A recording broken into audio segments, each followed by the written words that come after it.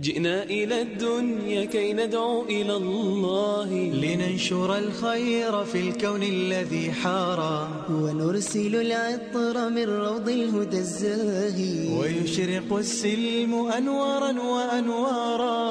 جئنا إلى الدنيا كي ندعو إلى الله، لننشر الخير في الكون الذي حارى، ونرسل العطر من روض الهدى الزاهي، ويشرق السلم أنوارا وأنوارا. الله الله الله أكبر، الله الله الله أكبر، لا إله إلا الله، لا إله إلا الله وبركاته. إن الحمد لله نحمده ونستعينه ونستغفره، ونعوذ بالله من شرور أنفسنا ومن سيئات أعمالنا. من يهده الله فلا مضل له، ومن يضلل فلا هادي له. والصلاة والسلام على أشرف الأنبياء والمرسلين.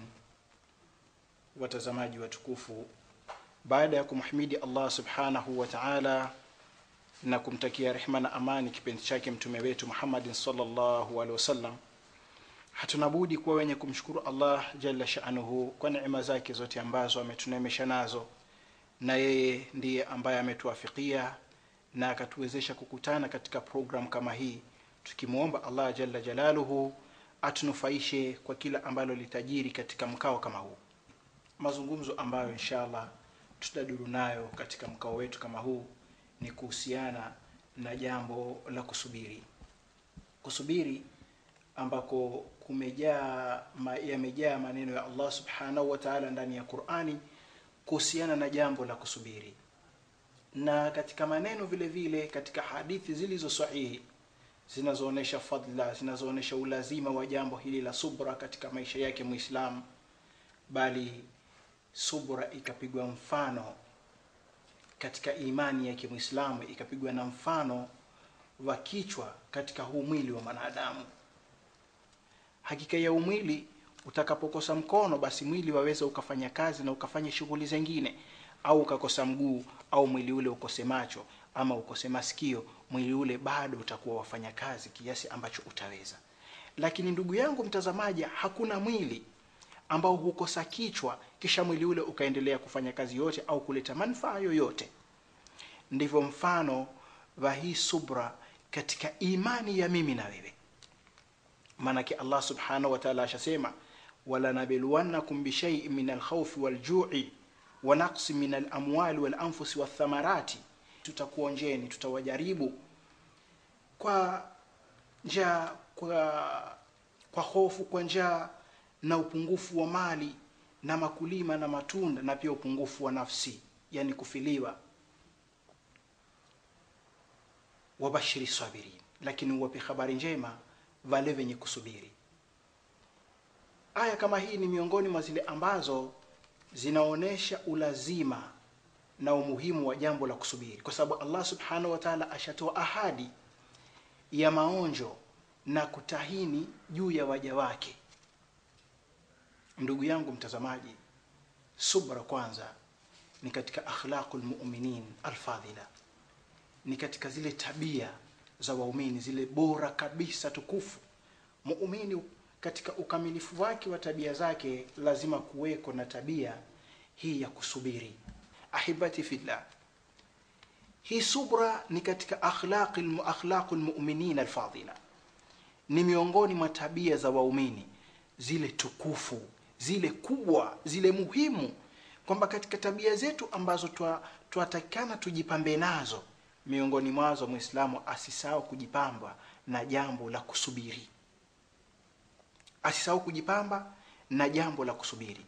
Na hiyo subra yenyewe kwanza haipatikaniwi kwamba mtu aweza kuipata kwa kupitia kwa vidonge vitokavyo kwa daktari, kwamba waweza kumeza vidonge fulani ambavyo humjenga mtu subra na mfano hayo, la. Lakini kusubiri ni kwa kujifunza yule Muislamu. Linapotokea lolote lile lahitajia subra, basi pale pale Muislamu akumbuke fadhila za subra, akumbuke umuhimu wa kusubiri, awe anajifunza yeye mwenyewe lile jambo la kusubiri, basi Muislamu ataweza biidhnillah kufikia katika sifa ya kusubiri. Kama mtu hutafuta maia na rais, akawa yeye ana maia ya rais, kwamba rais yuko pamoja na yeye, waziri yuko pamoja na yeye, au mbunge yuko pamoja naye, husikia raha kwamba fulani yuko pamoja na mimi. Tufahamu kuna maia ya Allah subhanahu wa ta'ala ambayo yapatikaniwa kupitia kwa mtu kujipamba na sifa ya kusubiri. Inna Allaha ma'as sabirin, kama asemavyo Allah tabaraka wa taala, hakika Mwenyezi Mungu yu pamoja na wale wenye kusubiri. Sasa unapotaka kuchuma upamoja wa Allah subhanahu wa ta'ala, ndugu yangu mtazamaji, jilazimu na jambo la kusubiri, kwa sababu kusubiri ndiyo maana ya imani. Kusubiri ndiyo kichwa cha imani yake huyu Muislamu. Na ndiyo maana subra inakuwa katika vigawanyiko vitatu muhimu ambavyo Muislamu vyote avieneze na avipambe kwa kusubiri. Cha kwanza, asabru ala taatillah, ni kusubiri juu ya kutekeleza taa ya Mwenyezi Mungu subhanahu wa ta'ala. Bila kuwa na subra, mtu taa ya Mwenyezi Mungu huiwacha. Wangapi ambao huswali swala akaiona ni ngumu, akakwambia sasa hivi mimi na mwaka mzima sijaswali, na nikiingia msikitini uswali kama mwezi mmoja, ile swala akaiona ngumu kama kubeba gunia la viazi. Wangapi ashikamana na taa siku mbili na kipande, taa ile ameivunja. Ni mwanamke wa Kiislamu amehijabu siku mbili na kipande, amerudi kutabaruji na kudhihirisha mapambo yake, kwa sababu hakupata subra juu ya ile taa yake, hakuijenga juu ya msingi wa kusubiri. Sasa katika amali zake njema, katika taa unayoifanya ndugu yangu mtazamaji, uijenge katika kusubiri. Bila hiyo taa ile inakwenda. Kigawanyiko cha pili, asabru amma harimillah, ni kusubiri katika kuyawacha yale aliyoharamisha Allah subhanahu wa ta'ala.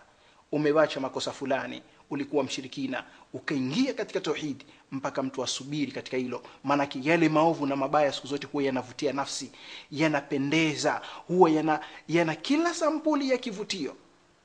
Sasa wangapi hurudi katika kumshirikisha Allah subhanahu wa ta'ala? Amepatwa na msukosuko wa maradhi, huyo amerudi katika kumshirikisha Allah subhanahu wa ta'ala. Amepatwa na balaa fulani, huyo amerudi katika, kwa sababu ya kukosa subra, hakuweza ya kujizuia tena na yale machafu na yale aliyoharamisha Allah tabaraka wa taala. Alafu kigawanyiko cha tatu ni asabri ala aqdarillahi almu'lima, ni kusubiri juu ya kadari za Allah subhanahu wa ta'ala, tena zile zenye kutia machungu, zenye kuumiza. Maana si kila kadari, ni katika kadari za Allah subhanahu wa ta'ala zile zenye kuumiza. Mwenyezi Mungu amekuletea balaa, msukosuko fulani umekupata, ni wa maradhi, ni wa kifamili, ni wa sampuli yoyote, ni wa kiuchumi. Subra vile vile kigawanyiko hiki cha tatu, ala aqdarillahi almu'lima, ambapo wangapi leo ndugu zangu watazamaji ambao huanguka katika kigawanyiko kama hiki, akapatwa na msukosuko ni wa maradhi, siku mbili na kipande akaanguka kwa kutafuta matibabu yaliyo mabaya, watu wakarudi katika kumshirikisha Allah subhanahu wa ta'ala kwa sababu ya maradhi, au akafanya mambo ya maajabu. Mwingine akapatwa na aqdari mu'lima, akaweza yeye hata kuacha Uislamu. Wangapi ambao huacha Uislamu kwa sababu ya shida, akafadhiliwa na watu wasiokuwa Waislamu, akaona fadhila ile ni kubwa kushinda fadhila ya Allah subhanahu wa ta'ala yeye kumpa Uislamu, na akaingia katika Ukristo au katika dini nyingine yoyote miongoni mwa dini ambazo ni za batili, kwa sababu ya kutosubiri kwake ala aqdarillahi almu'lima. Imemfika balaa ya kiuchumi, imemfika balaa ya kijamii, imemfika balaa ya kisampuli yote. Muislamu lazima awe na kusubiri. Sasa ndugu yangu mtazamaji, subra katika imani yetu ni mfano wa kichwa katika mwili wetu. Subra vile vile awe anajipamba nayo yule Muislamu pale mwanzo wa lile tukio. Akishapatwa na balaa na maonjo kama yale, maana Allah subhanahu wa ta'ala mwenyewe ashahidi, nitakuonjeni kwa hofu, kwa njaa, kwa upungufu wa mali, hata kuondokiwa na watu vile na kupungukiwa na matunda. Kila cha muhimu ambacho mwanadamu anakiona, unachokifahamu Muislamu, Allah subhanahu wa ta'ala ametoa ahadi ya kutoa maonjo katika hilo. Lakini wabashiri sabirin, wape habari njema ya kufaulu wale wenye kusubiri. Kina nani? Alladhina idha sabatu musiba qalu inna lillahi wa inna rajiun, wale ambao wakipatwa na msiba wao husema inna lillahi wa inna ilayhi rajiun. Ni pale litokeapo tatizo lile, Umepatwa na balaa fulani, pale pale umkumbuke Mola wako Subhanahu wa Ta'ala, kisha usubiri. Umefiliwa, basi pale pale usivuke mipaka ya Allah Subhanahu wa Ta'ala kwa ule uchungu na huzuni ambayo imekupata kwa sababu ya yule kipenzi chako. Pale pale wewe wajijenga katika jambo la subra na balaa nyingine yoyote mfano wa hizo. Lakini si kwamba umemwasi Allah Subhanahu wa Ta'ala, ushamudhi kwa kuomboleza, ushamudhi kwa kufanya mambo mengine min almuharramati kwa sababu yule msukosuko, kisha alafu wasema nitasubiri inshallah kwa Mwenyezi Mungu. Hiyo itakuwa si subra tena. Subra ndugu yangu katika imani, utaona ambavyo ina umuhimu mpaka katika matangamano ya kijamii, namna ya kuishi na watu, maudhi katika jamii, maudhi kazini penginepo, maudhi ya kifamili. Haya yote mpaka Muislamu apambike na jambo la kusubiri. Wangapi uharibu katika mambo mengi ya kijamii, akakosana na wenzie kazini, akakosana na wenzie wanaoamiliana katika muamala wa kikazi, na mambo mengi katika mambo ya kijamii ambayo huvurugika kwa sababu ya yule mja alipokosa kusubiri. Bali subra ikamfikisha mtu mpaka kuingia katika mambo ambayo yatamdhuru yeye mwenyewe au kumharibia yeye mwenyewe upande wake katika masali yake ya dunia kwa sababu ya mtu kukosa kusubiri. Ndugu yangu mtazamaji, tufahamu subra pia ni kitu muhimu sana na cha dharura katika tangamano la hawa wanadamu, namna ya kuishi na wenzio, ni kazini, ni katika shughuli ambazo watangamana na watu wengine. Subra ndiyo kitu kinahifadhi kila salama ya harakati anayofanya Muislamu. Lakini ikikosekana, hata matangamano yake na wenziwe huwa yanakuwa ni kuharibika.